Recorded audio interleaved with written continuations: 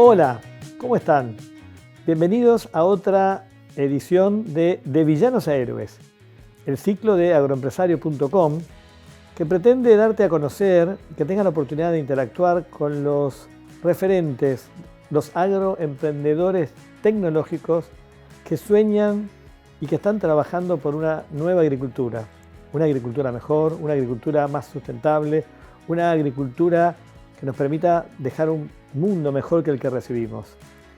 Hoy, un lujo, tenemos con nosotros a Jairo Trat, CEO y cofundador de Quilimo, y con él vamos a atacar un tema muy interesante y definitivamente prioritario. Vamos a hablar del agua. Jairo, ¿por qué es importante hablar del agua? El agua está en todo lo que tocamos, en todo lo que comemos, en nuestro día a día.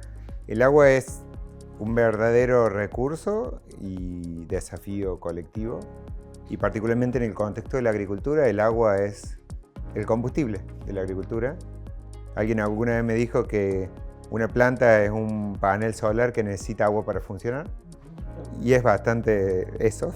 Entonces, sin agua no hay agricultura, sin agua no hay comida, y sin comida no estaríamos grabando esta entrevista. Está bueno. Y si podemos decir de una manera, ¿qué tan bien usamos los agricultores el agua? ¿Qué tan eficientemente lo usamos? La agricultura usa aproximadamente el 70% del agua que consumimos los humanos. El agua, la humanidad consume el 70% del agua que consume va para agricultura, un 20% para industria y un 10% para consumo humano, para el agua que tomamos, ¿sí? Y la eficiencia es bastante mala, ¿sí? Primero porque naturalmente la planta, al ser algo biológico, tiene un uso no tan eficiente del agua. Eso se ha probado porque hemos desarrollado en Argentina genes que hacen que esa planta sea mucho más eficiente usando el agua, como el HB4. Y del otro lado, la agricultura tiene muy pocos incentivos para usar bien el agua. En Argentina hay alrededor de 2,5 millones de hectáreas bajo riego. Muy poquito. Es muy poco comparado con lo que podría haber.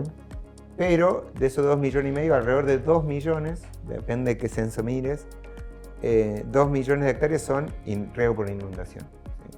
En el riego por inundación o riego por manto, que es inundar, como se hacía en las quintas antes, solamente un 30% del agua que regamos llega a la planta. O sea, así que nada, tenés toda la eficiencia para ganar el camino. Y bueno, pero si llegamos hasta acá, ¿no? Llegamos hasta acá usando el agua como la mona, ¿no podemos seguir usando el agua mal? ¿Qué pasa? Es una súper buena pregunta y es lo que en el fondo le pasa a los agricultores muchas veces cuando nos acercamos, digamos, si estoy bien, yo estoy produciendo, digamos, en todo caso me peleo por, qué sé yo, las retenciones, pero por el agua está. Y lo que sucede es que aparece un nuevo vector que es la crisis climática. La crisis climática transforma sustancialmente los patrones de lluvia, ¿sí? Y hay un dicho que dice que si el cambio climático es un tiburón, el agua son los dientes. El agua es la forma en la que sentimos y percibimos el cambio climático. Porque no olemos el dióxido de carbono, no lo podemos oler. Si lo pudiésemos oler, lo hubiéramos solucionado, pero como no podemos, no lo solucionamos. Entonces, ¿cómo nos damos cuenta del cambio climático? Y la inundación en Bahía Blanca, la inundación acá en Buenos Aires, las sequías extremas en los últimos años en Argentina, el proceso de certificación claro de la zona oeste de Argentina.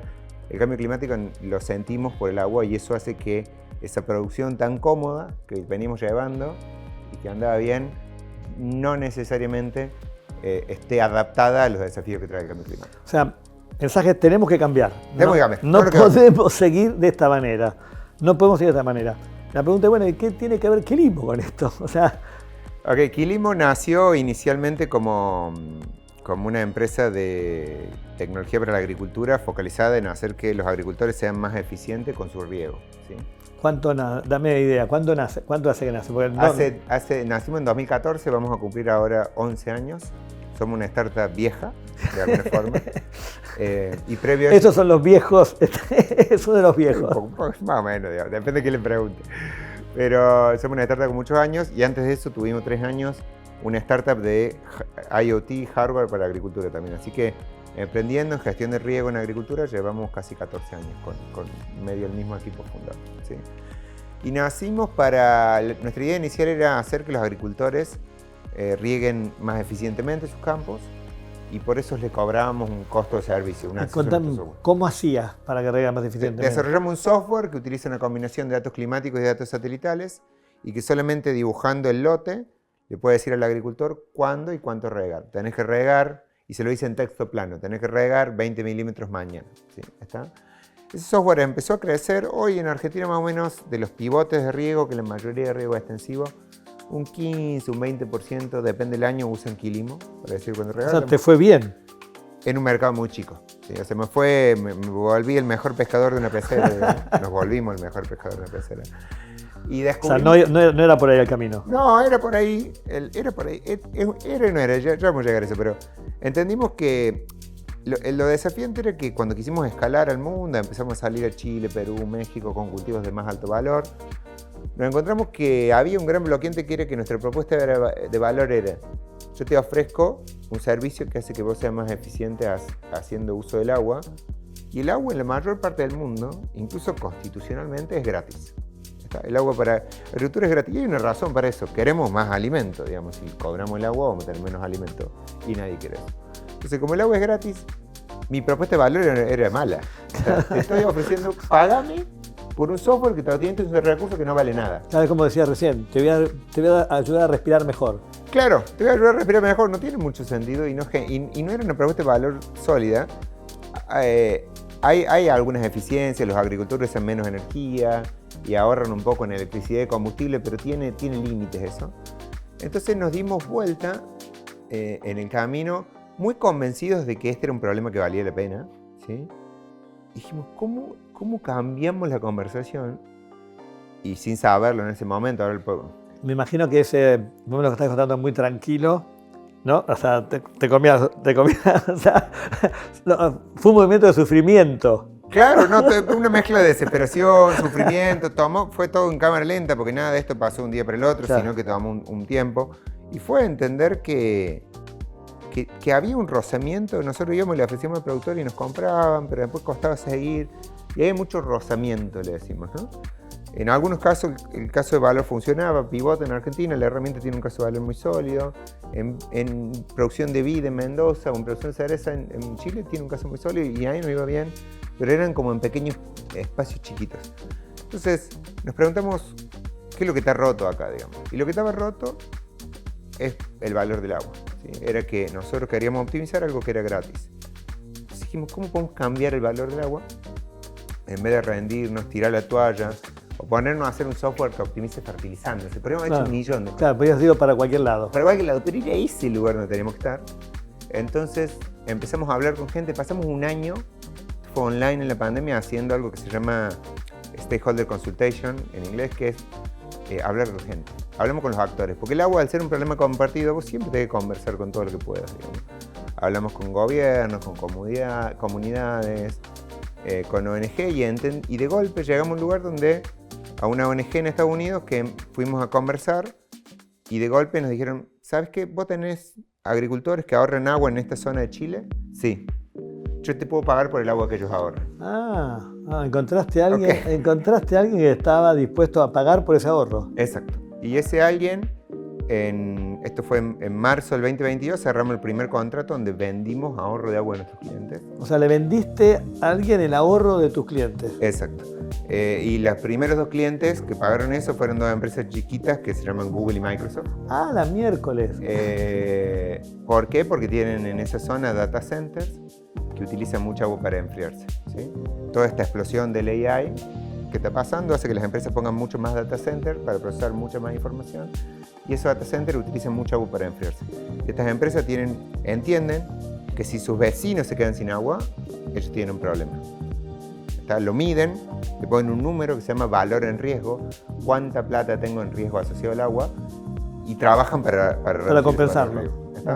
Y nosotros hacemos ese trabajo. Nosotros nos encargamos de encontrar agricultores alrededor de esas regiones para ayudarlos a ahorrar agua. Hoy Eso son el equivalente a los créditos de carbono, pero en agua se llaman beneficios volumétricos. Tiene un montón de reglas, no es tan transaccional como el carbono, digamos, no es una moneda. Digamos. Porque en el fondo hay un interesado, que cada interesado tiene su necesidad. Y es local siempre. Y es local. Esas dos cosas lo hacen que sea un poco menos líquido, digamos, como oportunidad, lo que no la hace más pequeña. El activo se llama beneficios volumétricos. Quilimo es el proveedor más grande del mundo de beneficios volumétricos. ¿Escucharon lo que está diciendo? O sea, estamos hablando de Jairo Cordobés, ¿no es cierto? Sos el principal jugador en el mundo en beneficio, o sea, en compensaciones de huella hídrica. Sí, se llama beneficio volumétrico, compensaciones de huella hídrica, le puedes decir. Somos el más grande del mundo, nuestros clientes son las empresas más grandes del mundo. La mayoría de nuestros clientes, que son poquitos, son 13 ahora, están dentro de las 100 empresas más grandes del mundo: Google, Microsoft, Amazon, Pepsi, Coca. Esos son todos tus clientes. Esos son los que me pagan para que yo trabaje con mis agricultores, para que ellos ahorren agua.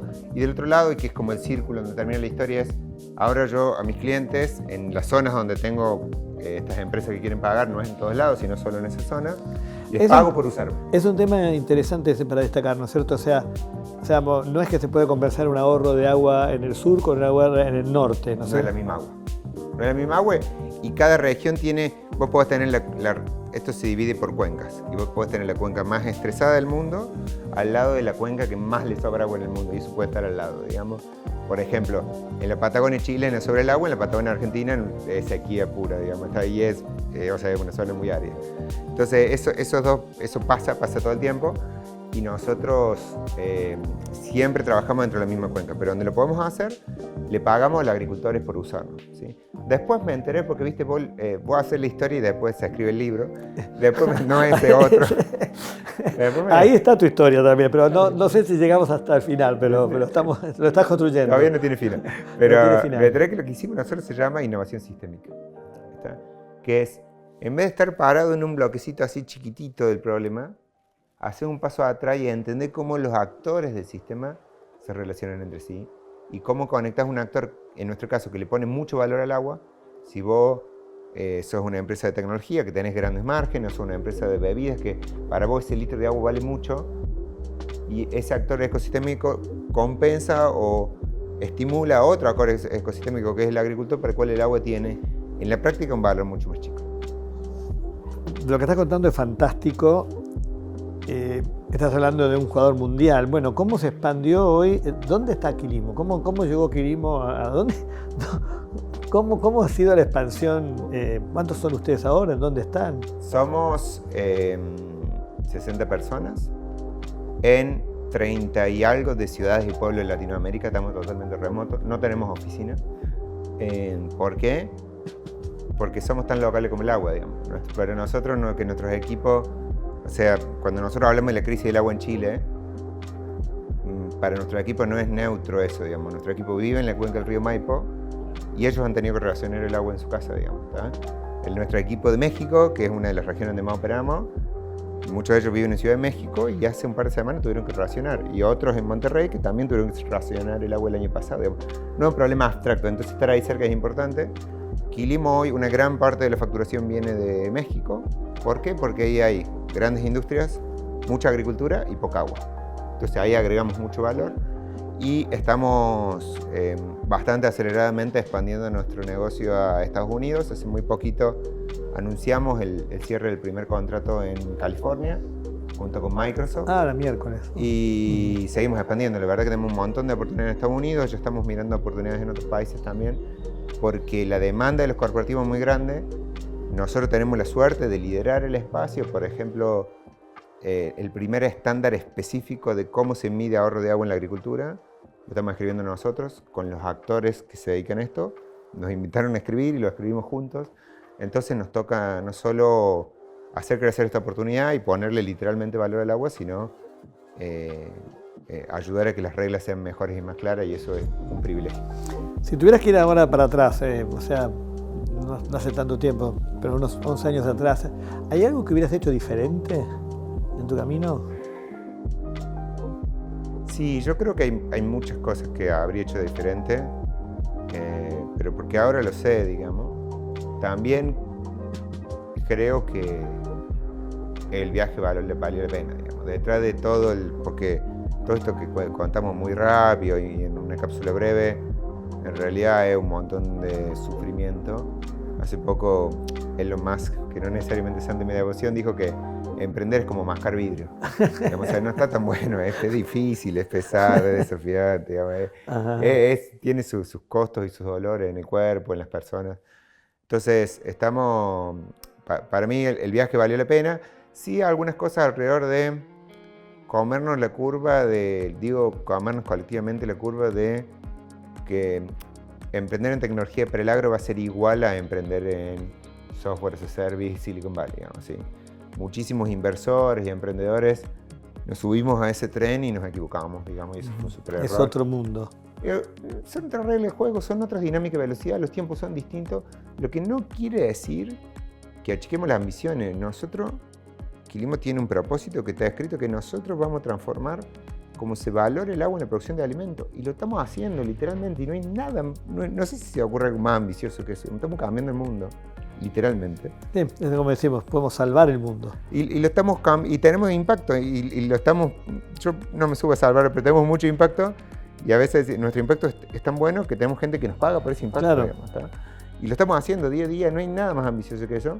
Pero sí no comerse la idea de que esto se soluciona con un software mágico que sale mañana y que aprieta un botón de marketing digital y la adopción explota. Yo creo que en eso muchos cometimos muchos errores. Por suerte tenemos un ecosistema y como argentinos somos ultra resilientes, entonces yo creo que la mayor parte del ecosistema ya se adaptó al nuevo modelo. Te iba a preguntar justamente por eso, como vos estás hablando podríamos estar hablando perfectamente como uno de los grandes líderes en el manejo del agua del mundo, Jairo, y cómo fue hacerlo, cómo fue construirlo desde Argentina, ¿no? Cómo fue construirlo desde Córdoba, ¿no? Y yo lo hicimos pasar, digamos. Yo creo que la narrativa es que sí se puede, ¿sí? No es un camino de rosas. Seguramente si yo hubiese nacido en San Isidro, digamos, lo hubiese hecho más fácil. Yo cuento que Quilimo es en Actec de Argentina, una de las 3 startups que más capital levantó, y nosotros, y en Córdoba la segunda que más capital levantó en toda la historia de Córdoba. Y yo cuento que cuando arrancamos la Quilimo en total ha levantado $15 millones en varias rondas de inversión, incluida la última donde entró uno de los pocos fondos especializados en capital de riesgo en agua del mundo, que se llama Emerald, que es un fondo suizo. Fue su primera inversión en Latinoamérica. Tenemos inversión de casi todos los actores del ecosistema argentino. Tenemos mexicanos, chilenos, peruanos. Hemos recibido inversión de muchos actores en el camino. Y yo cuento que cuando arranqué yo no conocía a nadie que alguna vez en su vida haya visto más de $25.000 juntos. ¿Está? Pero fuimos de a poquito, con un montón de gente que nos creyó. Hicimos siempre, Quilimo hizo lo que supuestamente no se debe hacer. Que eso es también, en el mundo de la startup no está claro qué es lo que se debe y lo que no se debe, digamos. Y bueno. Y ese es el chiste, ¿no? De eso se trata, ¿no? Nosotros fuimos levantando rondistas de primero $25.000, después 100, después 200, siempre fuimos haciendo como un granitos así, que primero siempre nos mantuvieron corto en caja, nunca nos sobró la plata, y siempre tuvimos que adaptarnos muy rápido porque estamos cortos de caja. Y segundo, nada. O sea, nunca tuviste para tirar para manteca al techo. No, nunca, y estuvo bien, digamos. Yo creo que si a Quilimo le hubiesen dado en la serie Seed, en vez de los $800.000 que levantamos, $5 millones, como pasó con algunos otros jugadores en otros países, en Brasil se hizo eso en ese momento, nos hubieran arruinado, digamos. Mirá qué mensaje ese. Jairo, en este momento, o sea, te queda muchísimo por delante, ¿no es cierto? Pero en este momento, para esta oportunidad, ¿a qué personas te gustaría agradecer? O sea, digamos, destacada de tu historia en este momento, un momento de agradecimiento. Me pone un compromiso, Carlos, porque Quilimo es un hijo del ecosistema de verdad, digamos. O sea, si yo me subo a un escenario de un contexto, no sé, un escenario de Apresid, y digo, levante la mano, ¿quién nos ayudó? Por lo menos 50 manos se levantan, digamos, realmente nos ayudó mucho. Bueno, pero es parte de la historia, eso. Claro, algunos, qué sé yo, ponele, ahí Ricky Negri me recibió un día en CREA con mi startup previa a las 7 de la mañana. Me juntó con Gaby Tinguitela después me juntó con Esteban Trophy, que fue clave para arrancar los primeros pasos de Quilimo de AGD. Eso fueron Yo creo que si yo conecto la rama de uno de los usos fundamentales son de esa gente que muy generosa el ecosistema que nos ayudó cuando no teníamos nada, digamos, éramos 3 en mi departamento de ese momento. Y después, por supuesto, a la familia, digamos, ¿no? Mi pareja. Es desafiante la vida del emprendedor y estar ahí al lado del emprendedor siempre es un desafío y requiere mucho apoyo. Jairo, un lujo tenerte acá con nosotros, tengo un privilegio conocerte desde los primeros momentos y realmente o sea, poder decir esto que estamos diciendo acá, cuando hablamos de villanos a héroes, digamos, cómo podemos salir de un sector que de alguna manera malgasta el agua, un sector que puede contribuir a mejorar la forma de vida en el planeta, ¿no? Con lo cual, Jairo, un lujo. Muchísimas gracias por estar con nosotros. Muchas gracias.